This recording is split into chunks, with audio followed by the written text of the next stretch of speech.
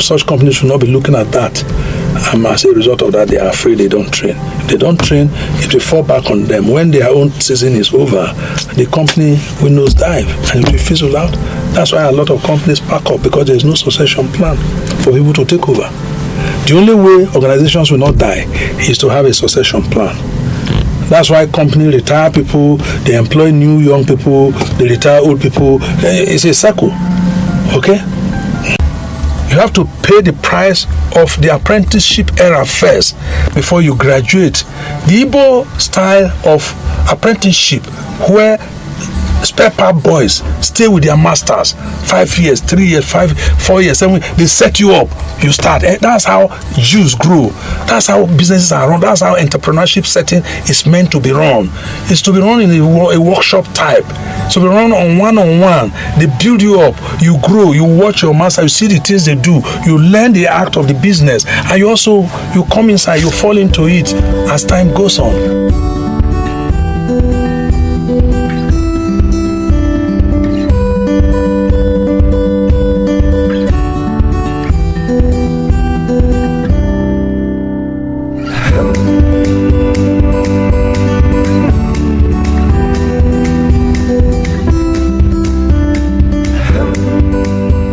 Good day, listeners, and welcome to another dynamic edition of the Entrepreneur Program here on Qalam Radio. I'm your host, Mariam, and today we turn the page to part 7 of our enlightening series on leadership types and styles in the 21st century entrepreneurial business model. So far, we've navigated the commanding terrains of autocratic leadership, the visionary energy of transformational leadership, the structured efficiency of transactional leadership, and the inclusive grace of democratic leadership. And of course, let's not forget the laissez-faire leadership. Each of these styles hold power, but today we ask the deeper question: what does leadership look like in a world that's fast-changing, diverse, tech-driven, and human-centered?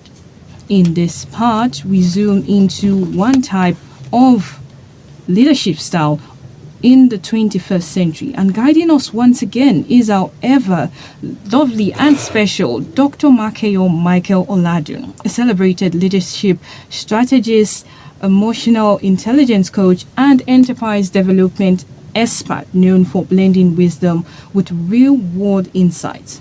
Dr. Makeyoh doesn't just teach leadership, he lives it, breathes it, and embodies it. So grab your notepads and turn your mind. Whether you're running a startup, leading a team, or just dreaming of building something great, today's conversation promises to empower you with the tools to lead boldly, wisely, and humanly.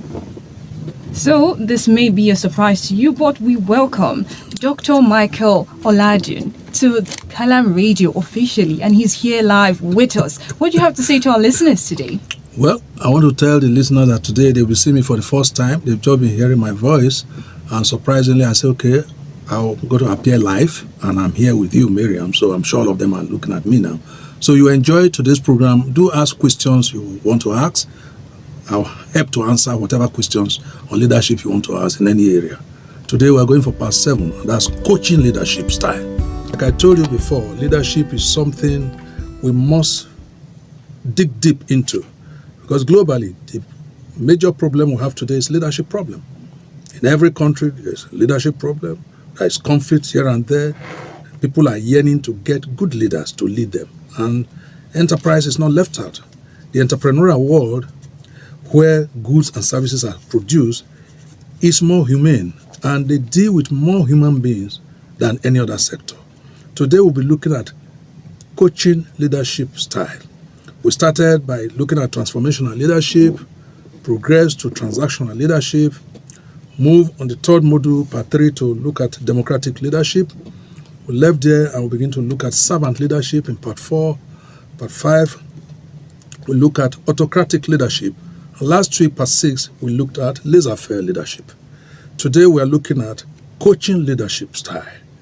And by the word coaching, you should know what this deals with. It's like a football team where the coach guides the team to bring in their best potentials.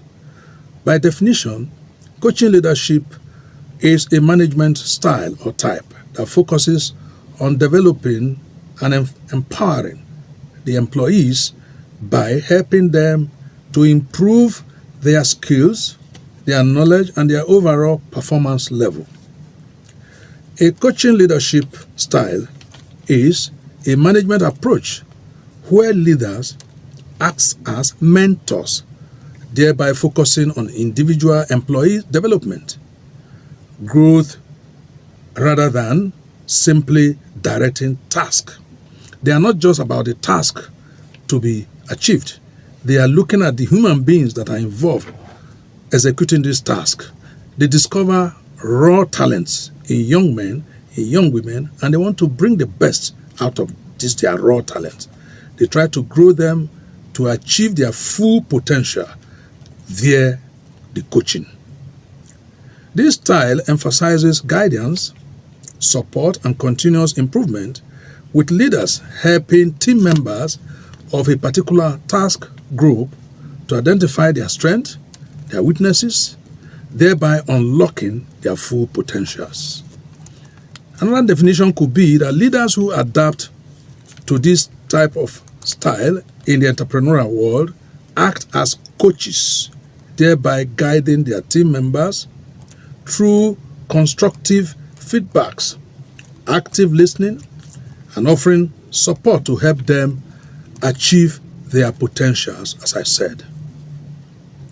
Instead of simply directing or managing tasks, coaching leaders work to build trust and encourage self-improvement against other type of styles. Here, they work on individual growth pattern, strengths, weaknesses discovered. Are there any threats and what are the opportunities? Then they let the individual involved know. They help individuals set their goals, identify their strengths and areas for improvement, provide regular feedbacks to foster development individually. Having defined this type of style, let's look at the characteristics of the coaching leadership. Who is the coaching leader here? In the 21st century business model, what are the major traits or characteristics of a coaching leader? The coaching leadership style is defined by several key characteristics that emphasizes development, collaboration, and trust. The main traits are as follows. 1. Empathy and active listening. Like I told you the other time, any coaching leader will want to put himself in the shoes of the employees, of the workers. He has to develop deep active listening strategy. He wants to be in the same playing field with them to understand them. He needs to enter them emotionally to get their feelings. He does not just look at the task alone. He wants the feeling, the emotional feeling, psychological feeling, financial feeling, the health feelings of the staff. And then he gets what he needs to work on. The second characteristic is that he focuses on individuals. This is individual development, not group. It's individual. You pick one staff per time and you train him up, and then he could become a team leader to the other people. 3 is that there's a positive reinforcement. The leaders who uses coaching leadership style take time to recognize their team members' contribution to the group task and also provide encouragement to them. Another point is that they have collaborative approach. It is not individualistic approach. Everybody work together as a team. The team success is a group success. The individual success is a group success. So no one person takes the glory, but it's a collaborative effort and approach. They develop high level of emotional intelligence. Here, a high level of emotional intelligence is crucial for all coaching leaders if they must succeed. If you cannot develop emotional intelligence, you are not able to lead using this type of approach in production settle. Now, the growth mindset, they have a growth mindset. That is, they encourage potentials for improvement and performance discovered from the various learning activities of the teams or the workers in the factory or in the service industry. The empowerment and accountability. This group emphasizes high level of empowerment and accountability of each team member, of whether the group task or of their own person, because they have been trained, they have listened to them, they have given them encouragement, and then they expect them to now perform at their best potential, maximum potential. Having said this, what are the benefits of this coaching leadership style in the 21st century business model going forward? 1, increase employees' engagement. One of the major benefits or advantages of this leadership style is that it encourages increased leadership engagement. All employees in a workplace feel committed, they feel belong, they think, oh, this is our house. They can settle there. They finish their shift, they don't want to go home because they are relaxed, they are empowered, they are getting benefit for what they are seeing, the training, they are being encouraged. When they eventually retire, the training they have received from the coaching makes them coach themselves. Like major footballers in all international matches become coaches in later years, if you read through history. Another objective or another benefit or advantage of this leadership style is that it improves performance on the overall. When you check the aggregate performance, productivity is enhanced, sales level is enhanced, income level is enhanced, growth and healthy situation of the organization is enhanced. Everybody is happier. It strengthens these teams, therefore it builds stronger teams. Coaching leadership fosters and focuses on collaborative and supportive environment. Without a supportive environment, you cannot use this type of style. It will not work in an environment where it is autocratic style that you are using. You will not get this benefit. It's not available there. Then finally, you have high retentions of staff and employee. In this type of organizations where coaching leadership style is involved or is used, you discover that staffs are not interested in resigning. People want to stay, to be promoted to the next level. They look forward to the next promotion that is due to them. They are relaxed in their work. Nobody is pushing them. They are taken as human beings. They are felt. The management also put them, the leader put them in his own shoes. He follows them as if it's themselves.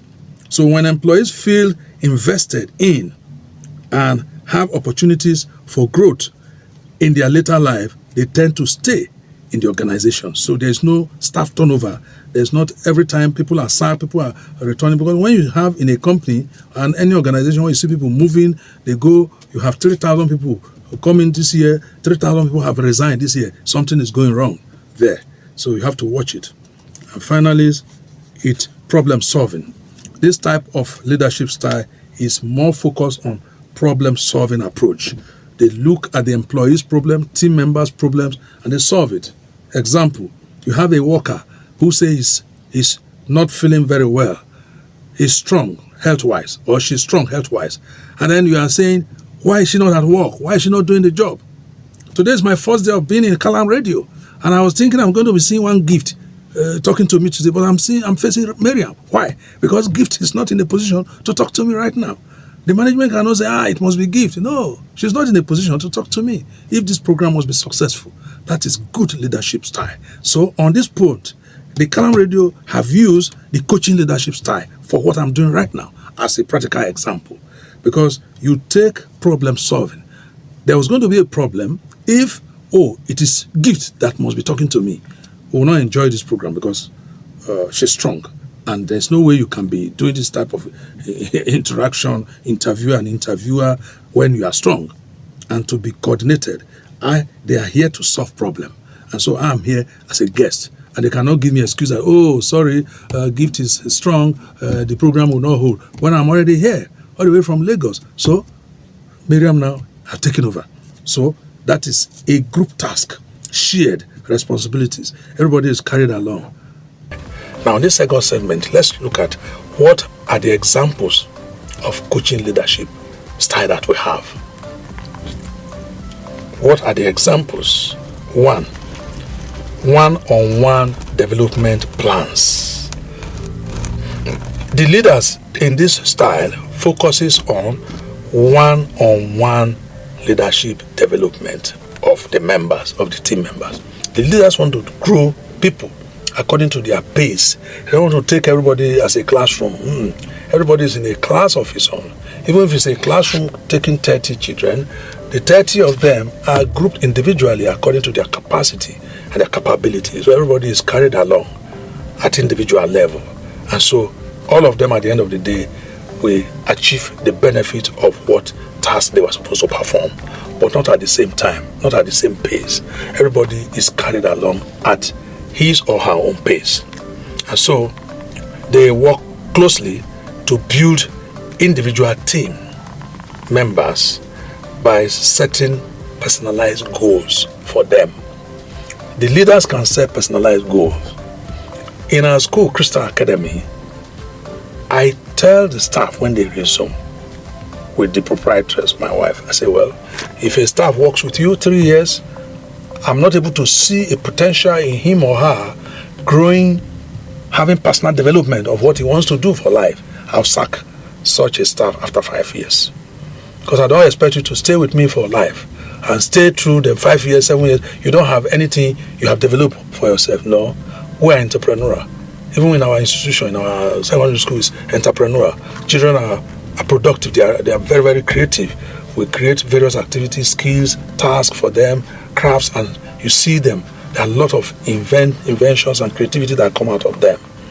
Among our staff, today, I have IT specialists. Today, I have fashion designer. The principal of our school is a fashion designer. He made dresses for me that I wear. If they are not good, I will not wear them. I've traveled with 3 dresses now among the dresses he made for me in the past 1 year. So I encouraged them. By the time he wanted to start the fashion, somebody said, how can I allow my principal to be setting up his own business in my business? I say yes, so that he will not steal the money of the organization. The organization needs to grow through phases, and he has a personal ambition to grow also. He's a married young man, and I don't want them to steal my money. So since I don't want him to steal my money, I have to encourage him to have something hands-on he can do apart from the salary he's taking from us. So when he have other things he can do, today he has a car, he does Uber over the weekend, his own car, private car. He never had that before he came. He has sewing machines now. He has tailors working for him. He has clients. So you can see that he's relaxed. He's married. The home is going on. There's no issue of fraud, unlike other staff who will be piffering. No, it's very honest, because I've given a room for one-on-one individual development to them. The one that is ICT, the one started with me when he was school started teaching in primary school. He came back, became the math teacher.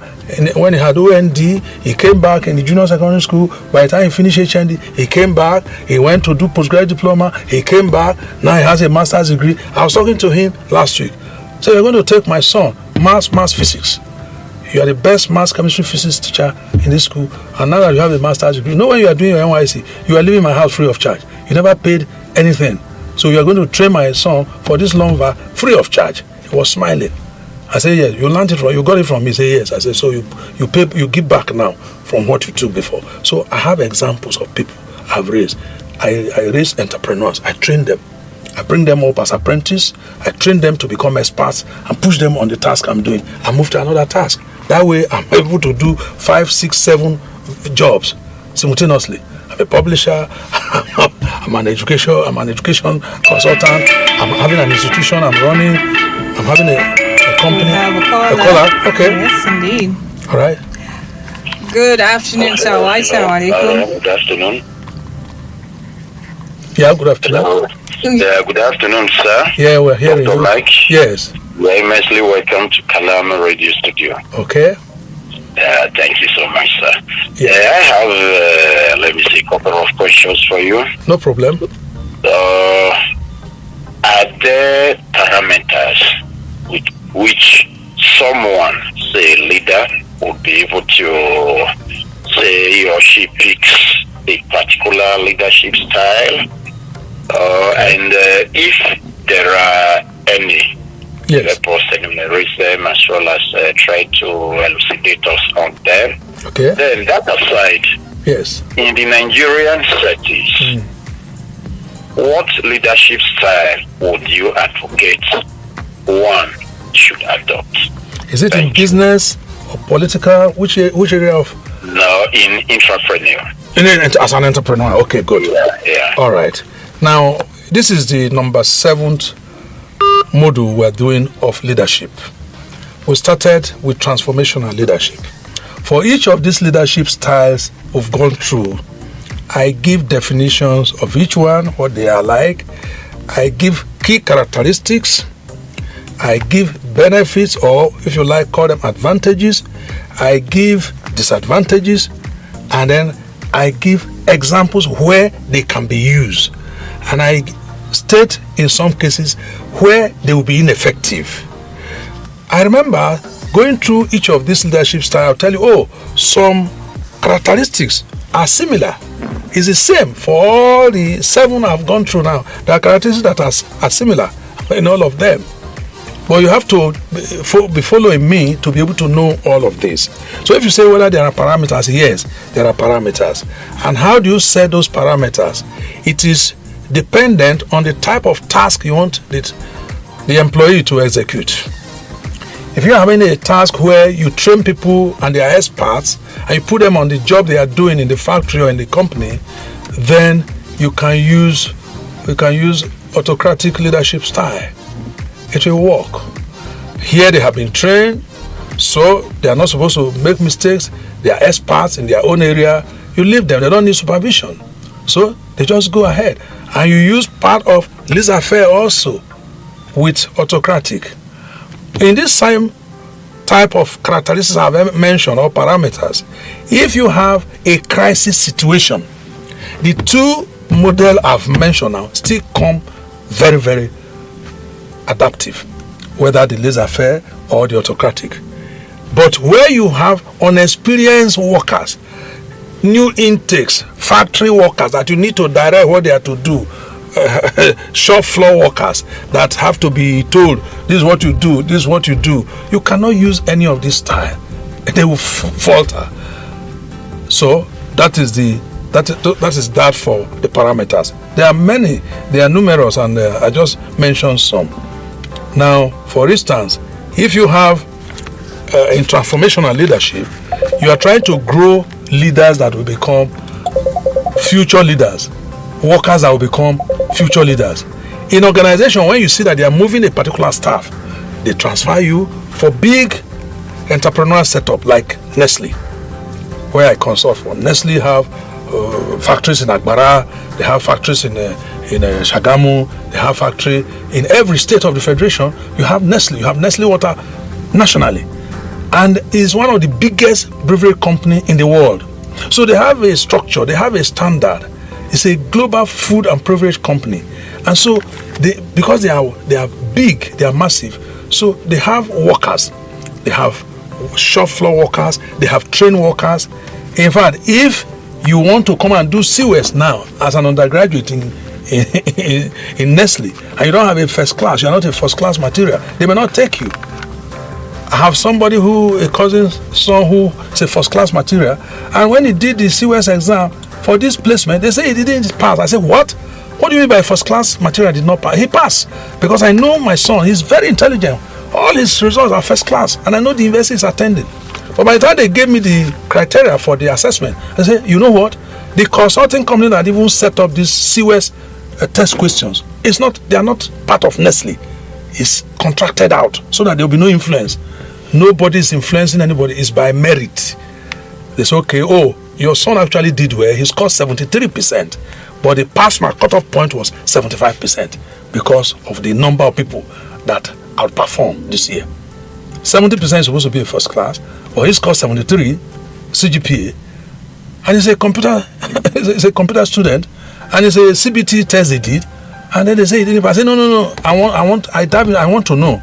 I called the national manager, the country manager for HR, I called the head of department for HR. I was I said, I want to find out. But eventually they gave me the spreadsheet that, this was his performance. It's not that he failed, but I think maybe he just thought he has performed very well. He played with the exam and then he thinks because it's first class material. But other people have outperformed. And there's a number they want to take. There's a particular number they want to take. And so it is by cutoff point. So they shifted the bar up from 70 to 73, now to 75. So he was dropped out. So that is an example. If you have experts, you have a lot of people. In Nestle, if you make a tutu, you have to go through online LinkedIn. But if you are a first class material, they will just take you to serve NYSC. And from there, you will be listed. You will just be waiting for when there's an opportunity. They push you into a job in your area. But within your NYSC year, you'll be learning. So this type of leadership style, this coaching leadership style is used for them, the trainees. There's an intensive training, graduate training they are taking now. I was surprised I saw them advertise last month. I said, wow, Nestle is advertising for fresh graduates to come in. Before, they don't need to do that. They have enough from the NYSC people who have passed out. They are waiting on the line. From my experience in 2019, they are always waiting on the line. The job have not come out here, but we are still there before they push them to the various sections. Now, if you ask me in Nigeria, what type of this style will I recommend? It depends on what you are doing. It depends on what the entrepreneur is doing. What job are you doing? What is your vision? What is your mission statement? And how do you want to go there? What are your core values? Now, we run a school. I run an oil services company. We run a bakery. I have various things. I'm a publisher. We write books. So it depends on the various organizations. For people who are working in the bakery, I'm not on production. I'm not a production person. I'm a services-oriented person. And so I just leave that to the experts. You need a baker who must be an expert. You need the chef who must be able to mix and all the things they want to do. But you still also have marketer. The baker needs a marketer who will market the bread. If not, when they produce the bread, they go bad. But in the school system, I'm trying to produce teachers that will become school owners in the future. So I'm growing them. I'm giving them opportunity to grow so that I'm telling them that today they are poor doesn't mean they will end up poor. No. We all started from somewhere. They will grow within the line as they begin to get the skills and they become experts in various areas. They discover that I have at least 3 people that have left my school in 20 years. They are school owners now and they are successful. And they are thanking God. They come to me with laugh every day that they never knew because I was pushing into them. I was getting the potentials of them and telling them what they could be. I was telling them who they were when they didn't know because I was given the opportunity. In 1992, 1994, late Godwin Arrett Adams, the GMD of NMPC, saw me as an entrepreneur. I never knew I was an entrepreneur. He said, I was teaching what is called experience of a youthful entrepreneur to all the retiring managing directors of Shell, Chevron, NMPC, all the international oil companies and national oil company. He saw in me a potential to grow as an entrepreneur. And I didn't know then that I was going to be an entrepreneur. The topic was initially setting up of a small-scale business. But he changed the title to Experience of a Youthful Entrepreneur when he saw me deliver the first paper. 3 months I was going around as an observer resource person until he said, no, I should go into the class. I could still remember vividly, it was Dunlop. So, okay, if Mike spoiled this one, no problem. These people are factory shop workers. They use them to carry heavy iron, heavy boxes. So these ones are not managers. Let him prepare them for this session. And I went into the class there. I had a 30 minutes presentation of setting up a small-scale business. But when I started giving my experience when I was in Bangkok, when I was in Saudi Arabia, when I was in South Africa, I said, this man, and I sensed at a time that the people were doubting me, so I just put my hand in my pocket and brought out my international passport for doubting Thomases. So they started adjusting their trousers. This boy, 35 years old, has been to these countries. Today I've been to 30 countries in my life. And traveling, is experience. So because I was given that opportunity as a young man at 35, started preparing managing directors of oil companies, Shell, Chevron. In fact, I remember SS Dodo, a director, finance director of Chevron. He told his colleagues, you will see, that young boy, you will see him now. You will see him on this TV. They were doing a young managers competition sponsored by Nestle. And I went for the competition in Lagos. We were in Abuja, Naikonoga Hilton. And so he just saw me. I carry a trophy up. He said, I told you people, see him. See Mike, I told you he's going to win. I won a National Merit Award in 1995 as a best essay writer in distribution management.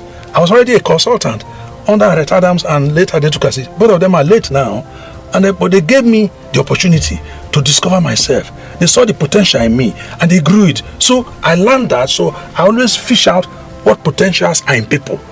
All the children that live with me, including my biological children, everybody is an entrepreneur.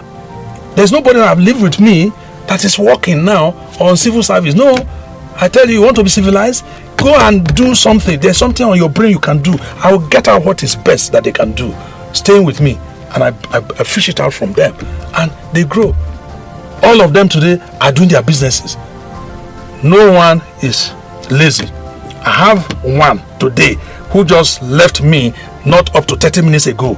She's a mother of 4 children now. She grew up in my house, and so she's my wife's younger sister. She's building upstairs. She's building things. I said, good. I said, you are the one that resemble you are the one that resemble Mama. You're a business person. You know you're an entrepreneur. And you went to LG Project. You went to go and do postgraduate diploma. All those things you didn't need it. The MBA was the only thing. Now you are in your field now. You are a real entrepreneur, and is happy, fulfilled. Okay. So this, I don't know if I've answered your question. I think he's gone off now. Yes, indeed. He's listening to you through the radio because it's global. All right. So we go ahead now. Yes, we can go ahead. Yeah, I'm sorry for the interruption, but I needed to pick that answer for the caller. And I've just answered the question of the caller. So another example of the coaching leadership is skills building workshops. When you have a skills building workshop, which is a type I use, I do one-on-one development plan for my children, for my apprentice, for people who come under me. I have a lot of people want me to be their mentor. I say, no problem, you don't need to apply. Mary, I want me to be your mentor. Just look at what I do. Do what I do. Say what I say. Do what you do. Say what you do. Do what you say. Don't say one thing and do another thing. Exactly what you say is what you do. Do exactly what you are saying. People learn from me very easily. I say, you don't need to monitor me. Just watch what I'm doing. You will be able to follow. Because I will do exactly what I'm telling you. And I will say exactly what I'm doing. And so it's easy. I'm an easy teacher. So you can follow through. It's practical lifestyle. And so the second thing is, you use this type to build skills in workshop. Where they have workshop and people are building computer hardware, software, they are learning things, radiography, they are learning things, photography. So in such environment, you can use this leadership style, coaching leadership style, because you coach the learner, you make the person under you to follow through. They are relaxed, they are able to listen, they are able to follow through, they are able to ask you questions, they see that you have their feelings, so they bring out more, and so you are able to explain to them. This strategy offers opportunities for the team members to learn new skills. They discover new skills as they are working on the previous ones. You are trying to grow them on. As they are perfecting one, new ones are coming out because of innovation, creativity, and technology. You have here also mentorship and counseling. Mentorship and counseling programs where you have mentors, like I just told you. I'm a mentor to so many people. So they come to me, I give them counsel. I have 2 consultants who are under me. They came to me in Lagos before I traveled.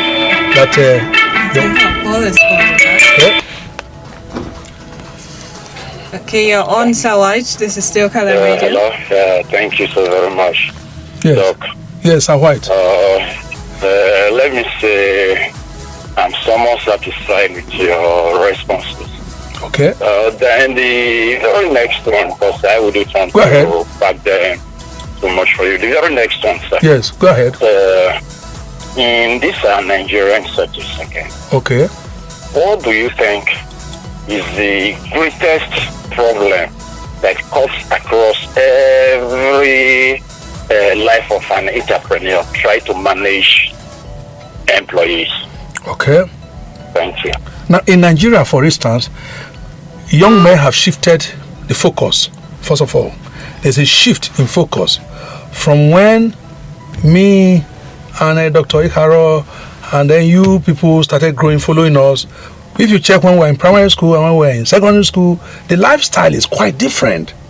This Gen Z, or what do they say they call them?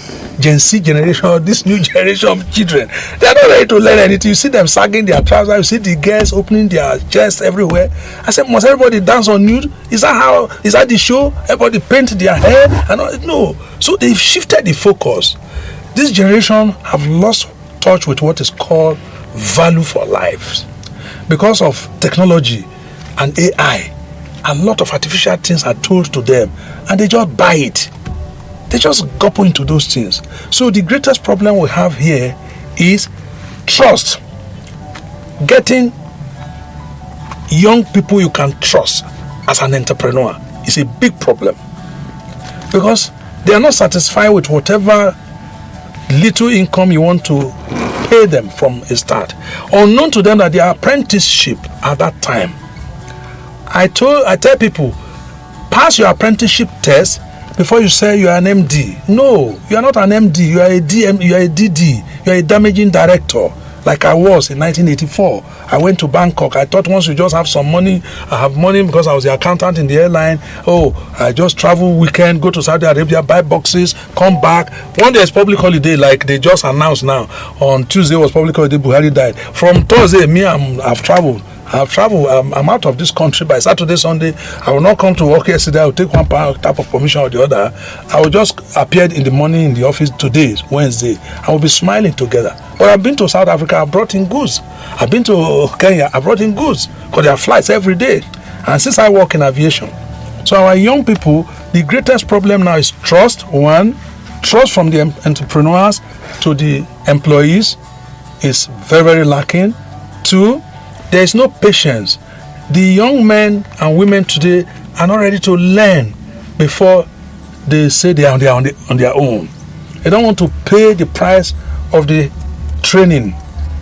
You have to pay the price of the apprenticeship era first before you graduate. The Igbo style of apprenticeship, where spare part boys stay with their masters 5 years, 3 years, 4 years, 7 years, they set you up. You start. That's how Jews grow. That's how businesses are run. That's how entrepreneurship setting is meant to be run. It's to be run in a workshop type. So be run on one-on-one. They build you up. You grow. You watch your master. You see the things they do. You learn the act of the business. And you come inside. You fall into it as time goes on. But no, they are not ready. They want it now. No, it's not going to be. They are looking at car. The car they buy. I got one of my son bought a Jeep to start. You just got employed. You made a third class and you're buying a Jeep. How? If you are now a PhD holder, what are you going to ride?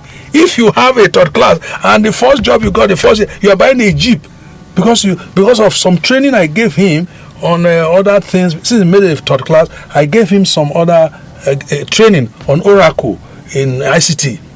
And then luckily he read ICT, and then but he made a third class, and I never knew.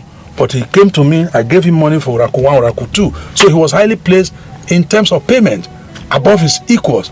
But when he was going to buy a first car, he bought a Jeep. I told my wife, this is pride. Tell that boy to go and sell off that thing. He said, why? I said, tell him I say he should sell. I don't want to see that car. What does he want to buy if he's 10 years on the job? When he's 7 years on the job? If he's starting with a Jeep now, is that the first thing to do? Does he know the meaning of a car? He will buy fuel, he will repair, he will buy tires. Look, a car is not an asset, it's a liability. And he can never sell it. The price he bought it today, once he come out of the showroom, tomorrow if you want to sell it, the price will drop. Unless if it's a Toyota product that have second-hand value. My wife couldn't understand, but later he told him he had to sell it off. Today, the person I'm talking now is a father of 3 children, but now ask me what car is riding now, 2K. From Jeep. Is that progress? Because he didn't get it right. I told him he thought my mouth was smelling. I said, okay, so I kept quiet. He's an adopted son. It's my spiritual son. There are so many globally. So if I talk to you, you didn't listen, I will laugh. My wife will always tell them. My husband will say, Daddy will always say, advice is not a mistake, but it helps to deepen your I regret. If what you advise against suddenly happen to you, it shows how stupid or how wise you are. Because I always tell you, Miriam, but I told you before. I told you. So you cannot fault me. So if people are advising you, they are helping you. But youths now, you are counseling them, they are angry. They think you are bossing it on them. When you are trying to show them the path to life, they don't want it. They want to go their own way. All the new generation children now, 99% of them, telephone is the problem. Youths from age 10 to age 15, now even to age 20, telephone, whether they are in primary school, they are in secondary school, they are in the, is telephone. You know why that happens? When their mother were pregnant of these children, their mothers were pinging phone. So these children inside the womb were already using phone. That's why you see little children, mommy give me. They are struggling for phone. You see fight in the house, every house, including mine. Okay, I told my wife last night, seize the phone from that young man. Take it off him. Must not hold phone again until the next 2 weeks. I gave him riot act. I thought it pays him. He has not learned. Now he will confiscate the phone entirely. He's not mature to use phone yet. Let him be using his laptops and all that. Yeah, he's so good in ICT and all that. I will push him in the area he's good. But this phone will destroy him. No, I don't have that. I don't want to have that in my genealogy. So you need to find out what the environment provides. On the other side of facilities and factors that could help entrepreneurship to blossom in Nigeria, we don't have electricity, we don't have roads. If you are producing agricultural products as an entrepreneur, farming product for instance, you need roads to come to the market. So how do you get the products, finished product to the market that become raw material to other factory with enhanced little innovation they put into it? Cassava, for instance, is required. Indian and China needs the whole cassava the whole country Nigeria can produce. Our ground, you don't need any fertilizer to grow cassava in Nigeria. If we are all planting cassava, China will finish the whole products. But they don't just take the cassava like that. You put a little add-on, a little addition. You just progress it a little bit. Add a little value add to it. It will progress, but here, no, everything must be raw. We produce corn during rainy season. You see corn everywhere. They are selling in one kobo, five kobo. One dry season corn, one corn is 1,000 naira. It's not like that, and suddenly they can't stop. People need to begin to think, what can we do to begin to preserve these products, and so that we can have, whether rainy season, no rainy season, all year round, we should have products. I use irrigation system to do farming in my backyard, and I see that everything grows all year round.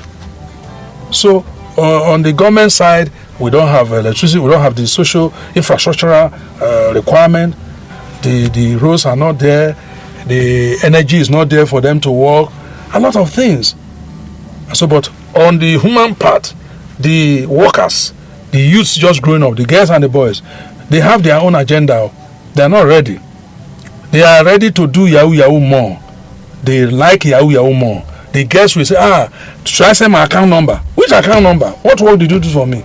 Say, it's a long time I had this was sending account number. Yesterday, I'm telling you what I was hearing in the vehicle when I was going from Lagos. Should I send my account number? Account number. It's a long time I had that word again. I said, what work have you done for this boy now? Tomorrow, there was one now. They were videoing yesterday. They just stripped her naked, a girl, and she was dancing on the street. And the boys were videoing her. Okay? He went to follow Yahoo boys. They just use her and they dump her out of their car, and he pulled her dresses, started moving naked, nude on the street. There's a graduate, I'm sure. It's a very terrible and disheartening thing, and it's getting rampant the more. The Lord will help us. Have I answered you? Yeah, White? Still listening to you. Okay. Now, I was talking of mentorship and counseling. That when you have mentors who bring up people they counsel, you see, I have coaching, mentoring, and counseling. They go together as a leadership style. Okay? Essentials for leadership is through coaching, through counseling, and through mentoring. If I'm a coach, I'll be bringing football team under me. They grow through me. I set them up as a team. And then they become coaches also. So that's what I do. Okay, I bring up people, I put them on the job. They were my lecturers who became my students. They taught me while I was in school with their PhD, but I employed them and they were working for me, and I bring them up on what I'm doing. They learn through the art, they become expert. I push them on, I move to another one, I learn the job, I bring another one person to learn it under me, apprentice. When they become expert, I push them into that job, I'll go to another one. That's all I'm doing. And that's why I can run 1, 2, 3, 4, 5, 6 organizations today. All I need to do is to make sure I have people I'm bringing up. I have apprentices under me. I have young men who have potentials that I discover them very early and I grow them. And they are ready to follow me. They are ready to learn. So it's through mentoring, through coaching, and through counseling. You get these people up. Then you have progress checking. The coaching leaders, on another hand, regularly check in with the team members to discover and discuss progress, provide feedbacks necessary, and address any challenges with the team members individually or on the task as a group. So this is what we have for the examples of the coaching leaders. Let's talk about when can this leadership style be used as we are drawing close to the conclusion. When can this leadership style be used? That is coaching leadership. When can it be effective? 1, new and growing teams. When you have a new team, when you start a new organization as an entrepreneur, you need them. Qalam Radio is not up to 2 years. Is it up to? No. You need it. You need it here for Qalam Radio. You need coaching leadership style. Your management should be listening now. They need coaching leadership style. They need to grow you people. They need to grow you and give and more people to grow on this job, and so that there could be rotation. If one person is not in, the other person step in, so that there will be no vacuum. So where the organization is relatively new and it's a growing team, they need coaching leadership. It will be very effective and it will work for Qalam Radio. 2, when the future leader coaching leadership also supports the professional development of high potential team members. Maybe they become future leaders. Who said you are not going to become someone who have a radio station tomorrow, or your colleagues? Because we all grow from one place. That is a succession plan. If I don't have anybody to hand over my companies to, I'm a colossal failure. All right? If I'm so successful, as a leader, I'm so successful as an entrepreneur globally, but I'm not bringing anybody behind me to take over, the cycle will end. It's like you give birth to a child, you grow, you get to peak, you get to ultimate, then it will be to decline, then it will go into extinction. It's like a human being, they born and die from birth to death. The grave is the end of everybody. So no matter what you want to do in this world, it is from birth to death, everybody. That's why I love God. He has leveled everybody. So I'm not thinking of having 1 billion to take to one heaven. I put my money on people. That's why I'm training youths, I'm training orphans, I'm training widows, children, widowers. I'm bringing them up. My millions is in them. So people don't know how I get things done so easily. My professor said, how do you just get results so easily? Hey, Dr. Mike, Prof, tell us. I said, because I'm raising billionaires. Instead of looking for money, I'm looking for people to raise. Raise more men, raise more girls, raise more boys. You'll get more money than you need. But if you keep on looking for money, you will lose every other thing, which people don't need. They just focus on their immediate need. No, I'm focusing on the future. Who are those who are going to take over from us? What should Nigeria look like in the next 50 years? In the next 50 years, will I still be strong to be doing what I'm doing now? No. Okay, what am I planning for the next 50 years? What people should be doing in my space if I cannot physically stand there again? So I'm preparing those plans. And I already know what to write in my autobiography when I'm 80. I already know what I'm to write, and I know the title I've been given. So I'm not dying. Nothing is killing me. I can't die now. No. So when you think more of life, you live more longer. But when you are thinking of death, that's when death will hit the person. So think more of things. When you finish one dream another one. If not, you are going. They retire. When they retire, people, they go and sit down at home. They die under 4 years because they are not planning. When they retire, you start another plan. Start employment phase 2 on your own. Have new ideas to start something new. and you will grow longer. The more you have a vision to do new things, the more your brain keeps working, the more your system live energized. I don't know how many of my mates are as healthy as I'm looking at 66 going to 67. When you look at them, they are aged. People 50, 60, they are older than me because they are not thinking fresh things. They just realize, oh, I've been retired, and that's the end. No, who told you they have been retired? You have not been retired. If they retire in one job, start another one. Create your own. After all, you work in a place before. All the things you learned before are raw material for you to start a new job, a new career. Now you have also where we have a cultural transformation, where they could be used and where this could be effective is cultural transformation. Coaching leaders play a role in improving organizations' health, development, and culture.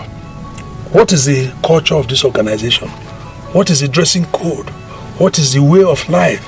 There are schools where children dress anyhow. Covenant University, where I attended, when you see the students, the way they dress, you think they are going for United Nations seminar. Everybody is on tie, the girls and boys. You are seeing them neatly dressed. They will greet you. Good morning, sir. Good morning. They greet people. Go to Unilag, you go to LASU, they will be using head to push you as lecturer. If you don't clear on the road, they will fall you down. They're not sending you message. So you see the culture of the organization, the environment. So the health of the place, it is the norms, is the routine, is the culture. So it's the culture of a place. So in environment where you are trying to create transformational leaders, you create a healthy organizations. You see some medical doctors, they smoke cigarette. They are so rough. You wonder, how did these ones become doctors? I asked one of them. He said, doctor, now something go keep person before now. He's smoking. I said, you are smoking. You don't even wear shoe. I said, doctor, you are smoking. He said, yes, he has to smoke. Why are you smoking? You are the one telling us that a cigarette kills. It gives cancer. He said, now something go kill somebody before. I mean, that's a mindset. It's not everybody that should be in some particular professions. There are some professions that need very healthy people. Now, remote and hybrid team building. Where you have remote and hybrid team building. When you have a risk of higher team management, coaching leadership become very, very handy. But where you have a situation where coaching leaders are challenged to maintain strong teams by using their coaching skills for high overall performance. If you don't have a coaching style as a leader, don't use it, because they will floor you. You will not be able to know which area to come out. If your team members are trying to dribble you, you must know more than them. A teacher who does not know more than the student will be embarrassed in the class. A teacher must be above the student any day. So if they think they are smart, you come ask them a question higher than where they stop, and they'll be looking, and you now tell them, they will still respect you. So now, in conclusion, let's look at disadvantages of coaching leadership, among others. Well, since we have talked of the advantages and where they can be used, where it can be effective, and the characteristics, let's look in conclusion about, are there any disadvantages? Yes. One, time intensiveness. A lot of time is needed to use coaching leadership style. You can imagine when you need to be training individual. If you have 20 people in the class, I need to spend 2 hours on them. You will need 40 hours. So how many days will you be able to raise to talk to how many children on individual basis to make sure you get what you want inside them and that they understand you individually? So there's a lot of time consumption. So if time is of essence, it cannot be used. The leadership style cannot be used. It's potential for micromanagement. Micromanaging, that is, you cannot take too many people at a time. I could have a conference where I want to train 200 people in a hall, 500 people in a hall listening to me. But where it has to be one person, so it will take 500 days. That's 3 years before I can finish that training. And I want to do a training for 250 people for 2 days. And then if I have to be one person, that will take 125 days. So you are micromanaging. In this situation, coaching leadership style cannot work. If coaching leadership is not monitored, it can lead to micromanaging of the team members, 3. Strong coaching skills required for this style to be effective. Strong coaching skills required. You must have the skill yourself as a leader. You must have the skill to coach people. You must be ready. 2 consultants, like I said, came to me 2 days ago, and they have a challenge of, we've been looking for this job all the while. Sir, for 5 years, I've been looking for how to get this open door. We're trying to set up our ICT and CBT center for the August special to teach children new things, robotics and all that, and how to do this jam setting and tech jobs and all that. So we're setting up some things. They've not seen it before. We have a new lab we're setting up now for ICT and CBT. So the consultant told me that, sir, I've been having this problem. I said, what problem? He said, I have 5 schools and everybody wants me. And I cannot be everywhere every day, and it's Monday to Friday. How do we do it? I say, you don't understand. I say, you have been looking for this since 2019. It's only this year you have gotten 5 schools. You have Monday to Friday, 5 days in a week. You will just be in a school 1 day in a week physically. All the other 4 days, you do it through visual. Do it through visual learning. They just be seeing your face. You are not there. Okay? Just set up the system. They use Zoom, they use other audiovisual aid to interact. And so, if it's on Monday, you're going to be in school A, on Monday, you are there live. When you are there live, you are transmitting from there to other schools what you are doing. The same syllabus.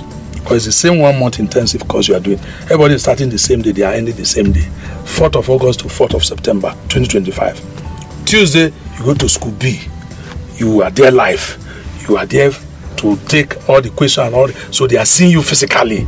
The management is happy. You are here. Consultant is here. Wednesday, you go to school 3. Thursday, you go to school 4. Friday, you go to school 5. You even have Saturday, you can even take 1 more school. 6. He was looking at me. His eyes were glued. Say, I said, yes, that's how you do it.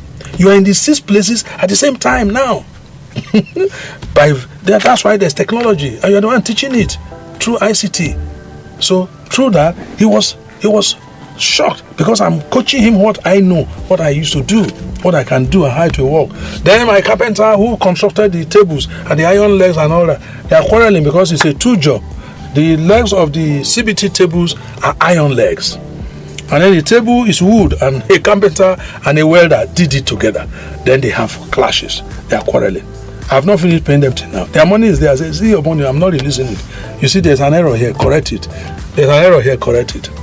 So he said, sir, the problem is that I don't have the young men. You see, I have these jobs. I have to be in Ibadan. You know, when you call me, I was in Akure, and this is a job in Lagos. And by the time the consultant came, I was not there. So they did it wrongly. The man I gave measurement, he did it wrong way. I said, because you yourself, you are not trustworthy.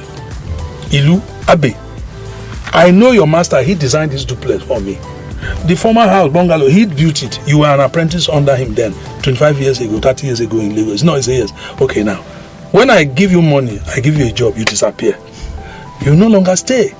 When you are younger, when you are not a boss, you have no married, no child, you work, you do your work. Now, you just wait and collect money. Once you collect money, you are gone. You can do at most 5% of the job. They will be begging you. The person will now be begging. Your client will be now begging you. They have finished paying you 100%. I said, so get young youths that you can train up. Train them well as apprentices. Don't shout at them and all that. Focus on building them to transfer technology to them so that they can assist you to be doing most of this job. Your late boss, Femi, he trained you now, is it not? He says yes. Say, this staircase, are you not the ones that designed it? He says yes. This panel, are you not the one that did it 20 years ago? Say 2008. So what is the problem? He said, yeah. I say yes. It's because you are not trustworthy yourself. So your boys know that our guy is not faithful. Maybe you even be with them when your client is calling you. Say, I'm coming now, and you are not going. And you tell your boy, don't mind him, I'm not going. So they have had you. So tomorrow when you send it to somewhere, say, if your guy know they go, they will not go also. So I say, do to them what you want people to do to you. 2 of them were shocked. I gave them different counseling, and they were satisfied. So now finally, so where you need strong coaching, the leader himself must have effective, strong coaching skills and principles that he can use Also, not suitable for every situation. In high pressure or high risk situation, coaching leadership style or type will not be efficient.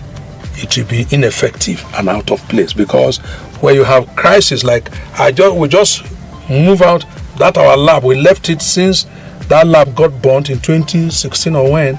It's just this year we have just removed the lab have moved to the third floor now. They want to use the classroom. They've still not removed the center. The center is still there. We now saw the wall, the connection of the wires burnt, the cables burnt the wall with cement, ate it up. It's all black. So they're just removing it now. So that day I say we have crisis in the school and there was fire outbreak. I have to know what to do myself. I use autocratic leadership style. I didn't use coaching. Coaching will not work in this place. So laissez-faire will not work in this place. What will work is autocracy. You have to give the decision fine, and nobody must ask you what you do. What you say is do it, and they just go ahead and do it. I say, all women get downstairs. I don't want to see anyone. All the children move downstairs, go to the monster place, and everybody vacated. So I left only 4 of us men upstairs. Then my brain said, okay, take cloth, wet it on water, and attack the fire. Then before they got to where the fire extinguisher was, I've already put up the fire. Before the man came and started blowing whatever he was blowing, we were already done. Before we left, we were talking in-depthly about coaching leadership, and we did say that if you want to call in to ask your questions now, you could call us on +234 8101 269 753. But while we were on that break, we did receive questions from our WhatsApp, and the first one is, Dr. Michael, in your experience, what role does emotional intelligence play in being an effective coaching leader, especially when dealing with underperforming yet high potential team members? Well, if you are dealing with high potential team member, that's already something for the team, but it's underperforming now currently. Find out influences. What is the emotional stability of this staff? What is the environmental scanning you have done of this employee?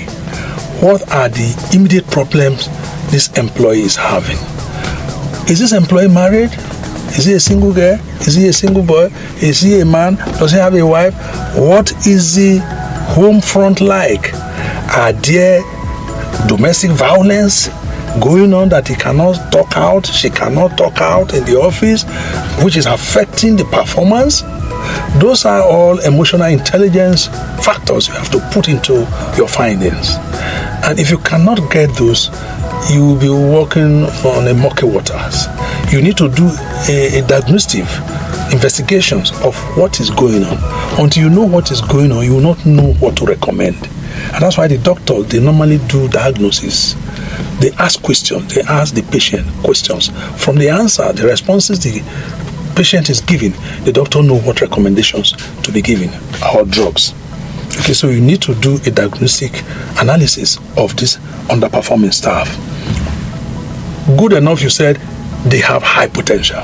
So it means if you understand what the situation is now, you are able to get a good result later.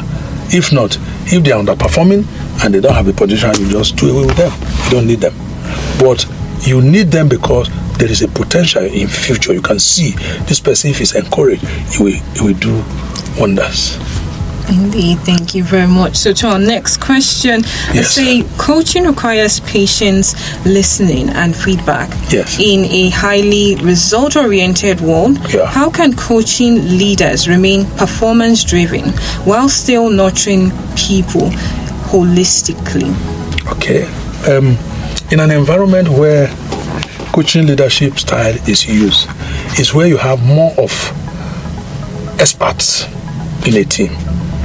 Where you have experts doing a job, you succeed. Now, I do a training for international oil companies. What brought me to this town now is to come and prepare people for retirement of the Polytechnic, the staff. And I've been doing this for 30-something, 40 years. I'm a globally known consultant on pre-retirement, and I've added with entrepreneurship modules. Because when my mentors who brought me up, they never knew anything about entrepreneurship modules. They just do pre-retirement. But as I started to do my investigation, I discovered that once staff retire, 3 years, 4 years, they are dead. Whether bank, whether air company, no matter where they retire from, they just die. So I decided to find what is responsible. I discovered that they are not having anything they are doing. Once they retire them, in fact, the fear of the unknown, once they give them letter that you are going for pre-retirement training, they are dead already. The emotional instability, the fear of the unknown, the anxiety, weakens them. Everything is upside down. So what I did is to add entrepreneurship modules to my own training or workshop. And so when I began to do this, I begin to tell people, I teach them businesses. In fact, Nestle today is training all the staff since 2019 till date, and they've come out that this year I have my training. We're just waiting for them to tell me this is the number of people and send your invoice.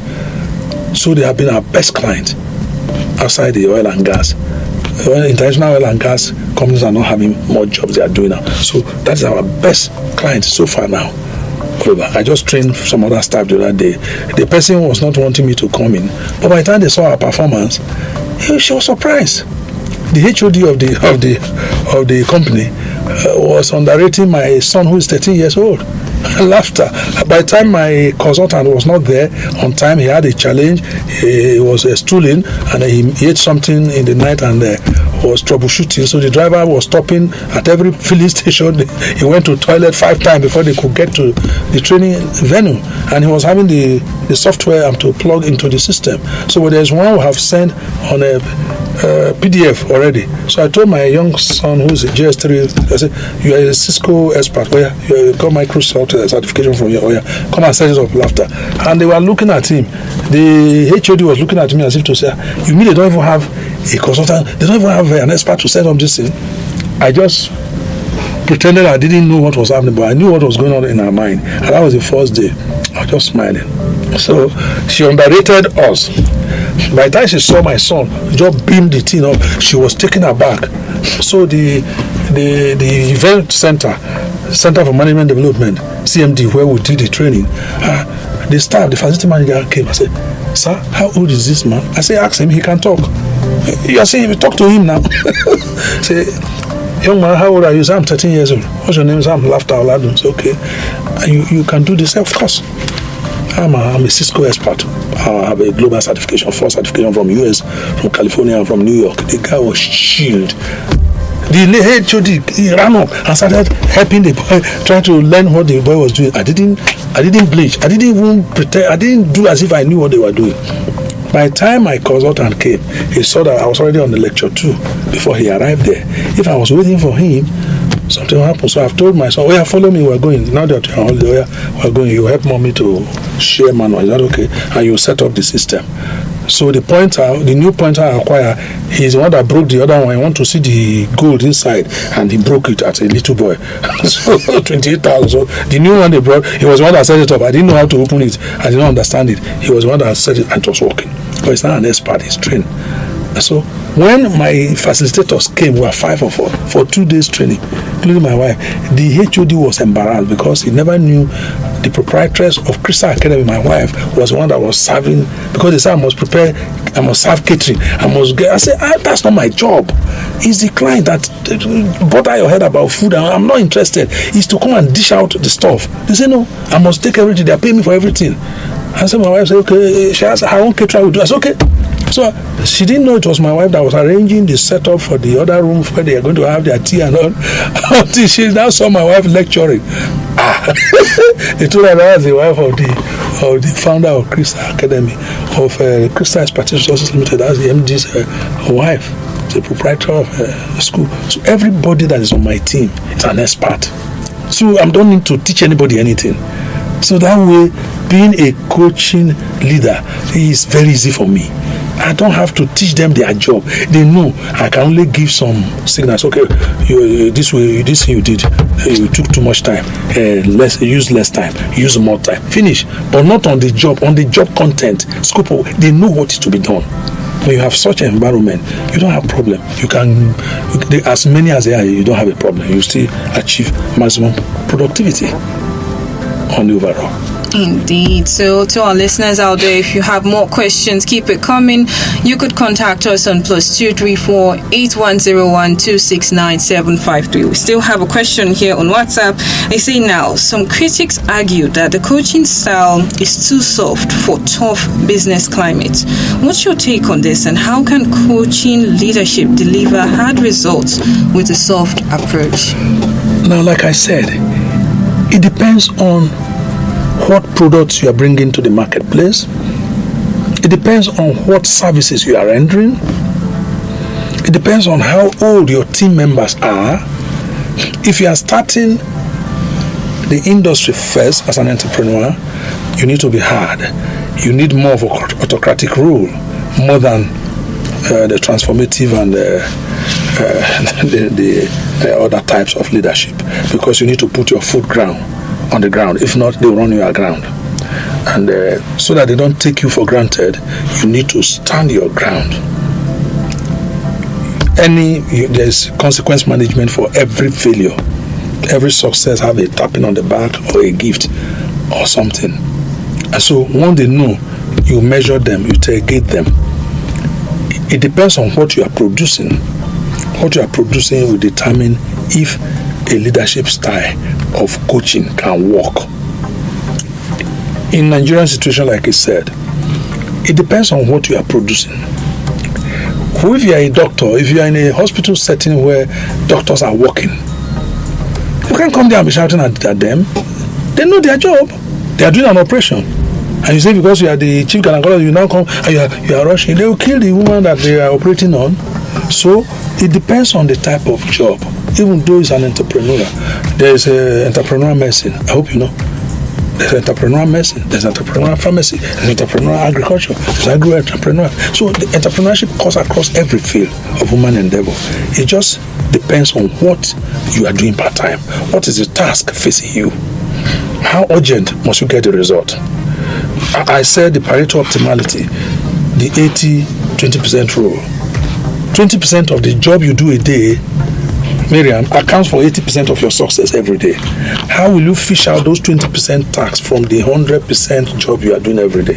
How will you know those particular 20% that account for 80% result? Maybe you are paying only 5% attention to them in your time. You are wrong. Those are the jobs you need to pay more attention to. The ones you are giving 80% attention to are not yielding more than 5% result.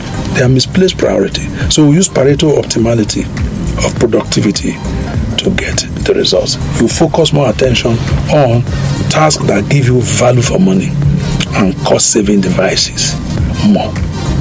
Indeed. Thank you very much to our listeners. If you still have more questions, you could keep them coming, because Dr. Oladun has the answers to them, and he'll try to the best of his ability to answer you. And then I have my own personal question. Go ahead. We do know that so many companies in Nigeria currently, they're so afraid of training their staffs, because they believe if they train their staff, maybe after receiving that training, they just take off.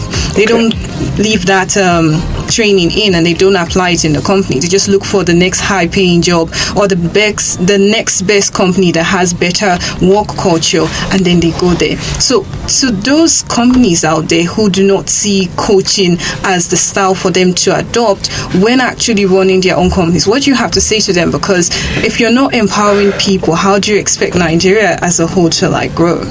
The companies that are not empowering people cannot produce future leaders for such ventures.